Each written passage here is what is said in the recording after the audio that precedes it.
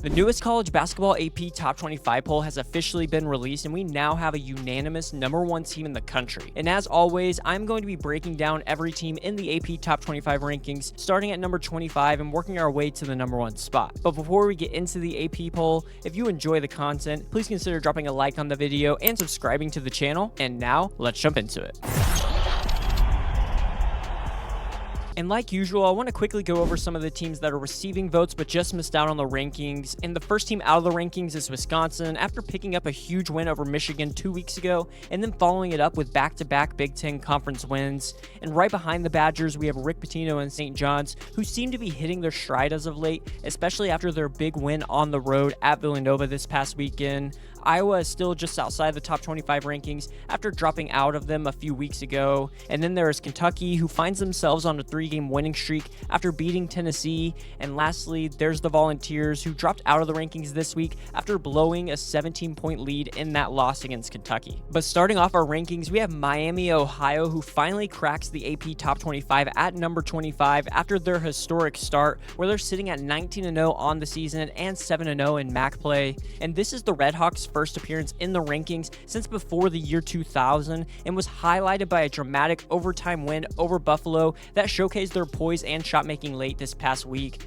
They're one of just 3 unbeaten teams left nationally and now own one of the longest single season win streaks in MAC history. And I left Miami, Ohio out of my rankings due to their strength of schedule concerns, but this week changes conversations and we could see them in my rankings as soon as next week. And they have a looming matchup with a good Kent State team, which is massive and could determine whether this run keeps Miami, Ohio climbing or brings them back to the bubble. St. Louis checks in at number 24 after extending their winning streak to 11 straight games and earning their first ranking in the AP Top 25 since 2021. And now they're sitting at 17-1 on the season, and the Billikens have quietly built one of the most consistent resumes in all of the A10, with their only blemish coming in a narrow loss to Stanford. And Josh Schertz's group doesn't overwhelm you with star power, but they just keep finding ways to win, including a big road victory at VCU earlier in the season. And I had St. Louis slightly higher at number 23 in my rankings, but this doesn't surprise me at all, and their upcoming A10 games will determine whether this run is sustainable or not. Louisville slides back to number 23 in this week's AP poll rankings after a challenging stretch that they've been going through, and now the Cardinals sit at 13-5 overall. Injuries have played a major role in this, especially with Mikael Brown Jr. missing time since mid-December,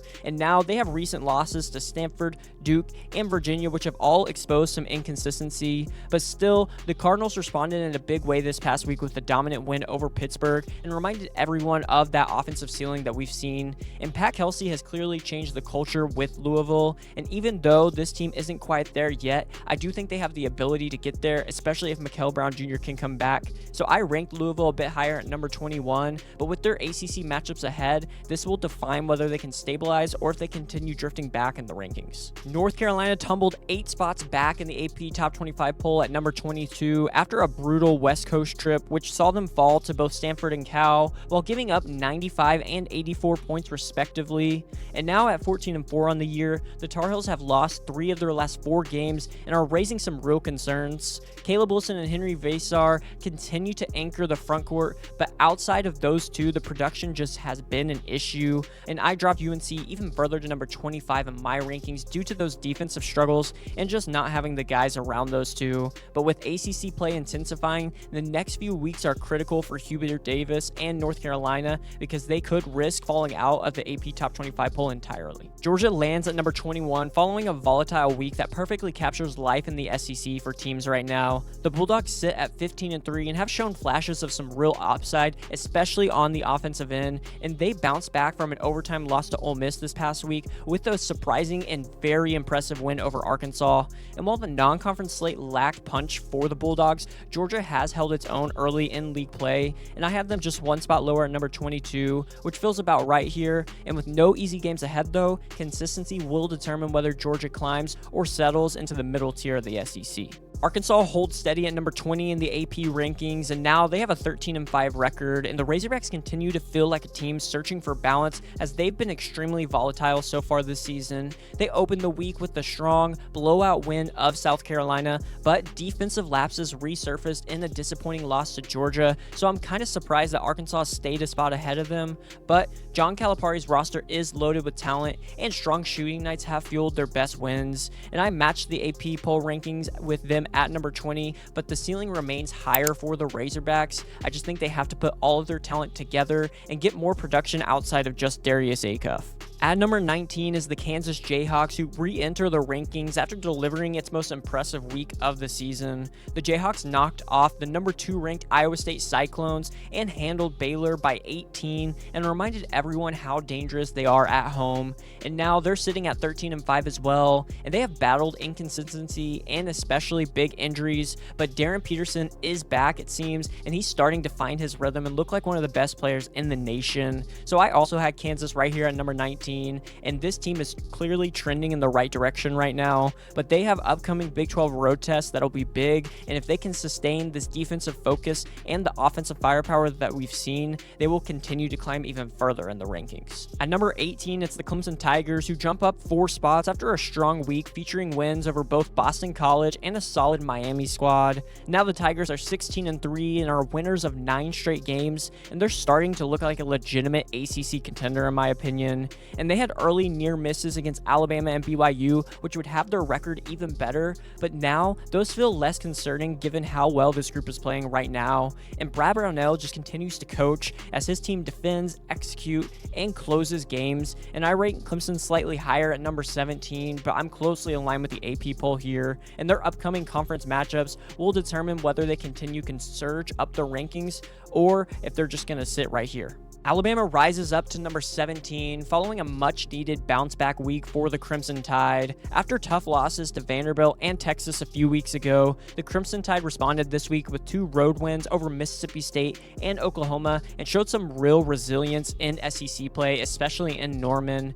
Now they sit at 13-5 and have a conference record of 3-2, and Alabama proved it won't fold under pressure, especially with LeBaron Philon coming up big in both of those games. I had them 1 spot lower at number 18, but really, it doesn't matter to me either way, and with the SEC grind continuing, they have upcoming road tests that will be key in determining if Alabama can rejoin the SEC's top tier or not. But one of the biggest winners this week was Florida, who climbed up to number 16 after stacking momentum with another strong week. The Gators now are 13-5 and picked up road wins at Oklahoma and a huge one at Vanderbilt, which continues a stretch where 3 of their last 4 victories come against ranked opponents. Ruben Chinulu and Alex Condon have absolutely dominated inside as of late, and the backcourt is beginning to find consistency. And I slotted Florida slightly higher at number 15 because this version of the Gators look really dangerous. And with more SEC tests ahead, sustained guard play will decide whether Florida pushes into true contender status or if they're just going to coast back to the middle of the pack. Vanderbilt slides back to number 15 after suffering its first 2 losses of the season this past week, and now the Commodores are 16-2, and their hot start has cooled following road trouble at Texas and then that tight home loss to Florida. And their early wins have built some real credibility, but the recent defensive issues, especially against strong SEC front courts like we see with the Florida Gators, have surfaced. And I ranked Vanderbilt 1 spot lower at number 16 because Florida beat them head-to-head. I had those 2 flip-flop, but with SEC play ramping up, this team has some upcoming matchups that can get them right back on top of the SEC, but we'll have to see if this is a sign of a deeper limitations for this team or if they can continue to rise. Virginia moves up to number 14 in this week's AP poll rankings after an impressive road-heavy week, which saw the Cavaliers collect ranked wins at Louisville and SMU, which has reinforced their early ACC contender status to me, and now the Cavaliers are 16-2 on the season so far. And Ryan Odom's first year with Virginia has produced a balanced rotation with guys like Jakari White, Malik Thomas, Tice DeRitter, and everyone else, and this team has just had steady improvement game after game, and I matched the AP poll exactly with my ranking at number 2014, and the trajectory of this team feels legitimate. And now they have a 5-1 ACC record, and Virginia has positioned itself well and has more opportunities to climb if they continue handling tough road environments like they did this past week. BYU drops to number 13 after splitting a pair of games this past week in which they survived TCU late before falling on the road at Texas Tech.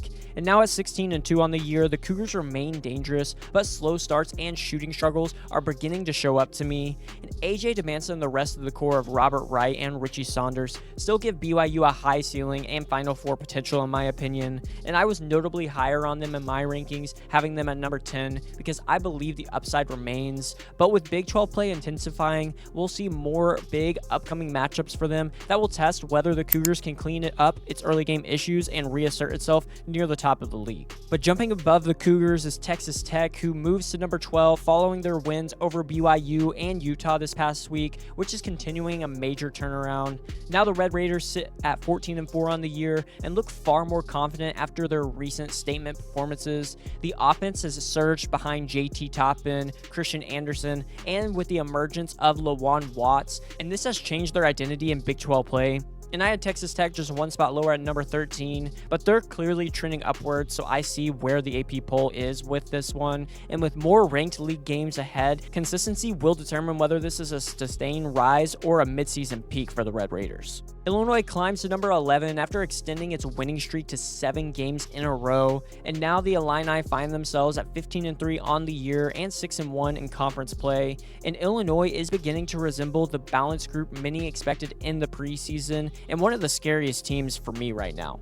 They have recent wins over Iowa and Northwestern, which highlighted the depth that they have on this roster and the cohesion among their players. And I had Illinois one spot lower at number 12, but I'm still pretty much aligned here with the AP poll, and their recent stretch supports this move. And their upcoming Big Ten matchups will reveal whether Illinois can maintain this level as the schedule tightens and pressure increases, and I really think they will continue to win. Up next, we have Michigan State, who cracks the top 10 at number 10 after solid wins over Indiana and Washington.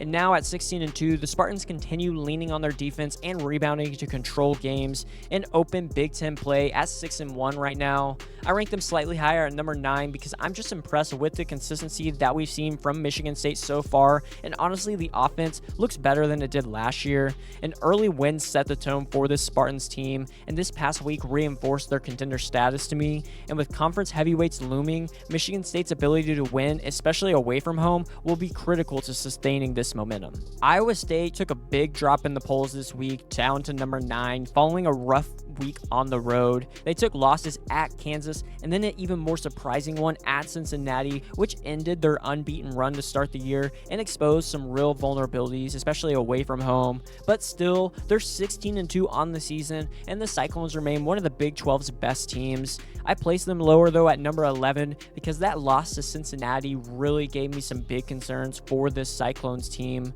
But the response over the next few games will be telling, as Iowa State looks to prove those losses were an anomaly rather than the start of a downward trend for them.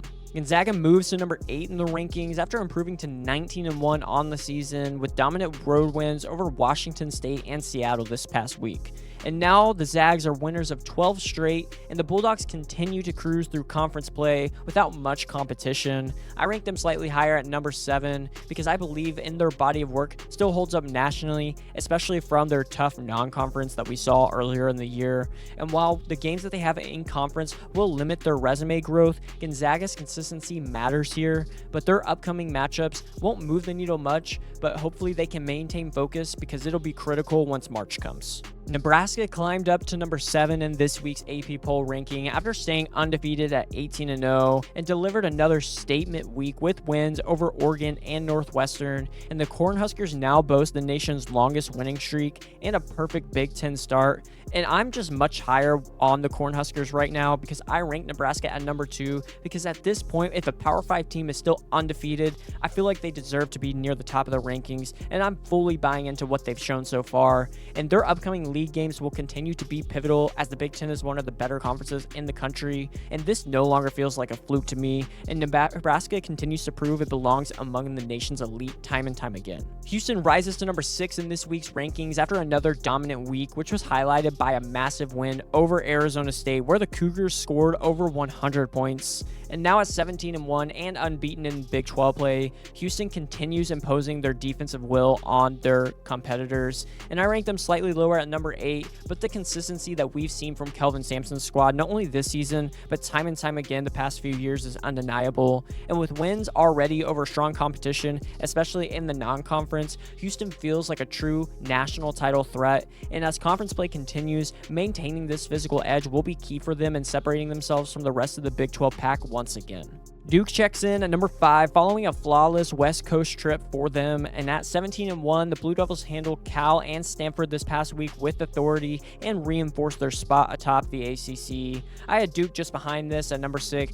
but this week definitely made a strong case for the Blue Devils, as we've seen balance on both ends, which continues to define this group, and recent performances have been increasingly decisive after their sketchy matchup early in the ACC season, and Cameron Boozer continues to look dominant and like one of, if not the best players in the country. And now with ACC play continuing to heat up and better matchups ahead for Duke, their ability to keep winning, especially on the road, will shape if it pushes toward a top seed in March. Purdue remains steady at number 4 after grinding out 2 wins this past week over both Iowa and USC, and they're sitting at 17-1 on the year and unbeaten in Big Ten play. The Boilermakers continue to handle business in tough spots, it seems. I match them exactly here at number 4 and see little separation from the teams above or below, and their experience just continues to show time and time again, especially late in games. And when you have guys like Braden Smith, Trey Kaufman-Wren, and Fletcher Lawyer running your team, it really is tough to beat you when it comes down to crunch time. And with the demanding conference slate ahead, Purdue's consistency will be tested as the margin for error tightens.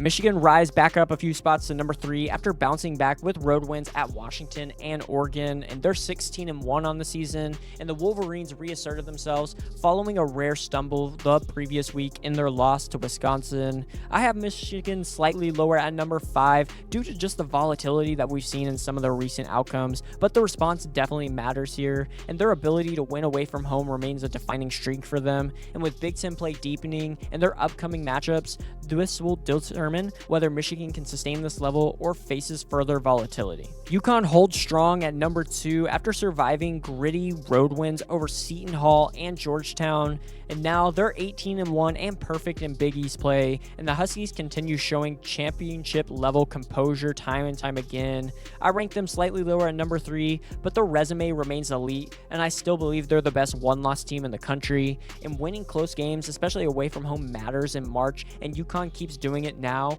And with conference dominance established, it really doesn't seem like anyone can catch them in the Big East, and the focus for them now shifts to maintaining health and sharpness as they get further and further into the season. And coming in at the number 1 spot once again, we have the Arizona Wildcats, who remain the unanimous number 1 team in the country as they're 18-0 after another flawless week, which was adding wins over Arizona State and UCF in Big 12 play. And the Wildcats continue separating themselves from everyone else with their balance, consistency, and the depth that they bring. And I also have Arizona as my number 1 team, and nothing from this week suggests otherwise. They have 5 straight Big 12 wins, including multiple road victories, which reinforce their position. And with tougher league stretches still ahead, Arizona's ability to keep answering every challenge thrown their way will determine how long they can stay perched atop college basketball. But that wraps it up for today's video. Let me know your thoughts on this week's AP Top 25 rankings in the comments down below. Also, if you enjoyed the content, don't forget to drop a like on the video and subscribe to the channel.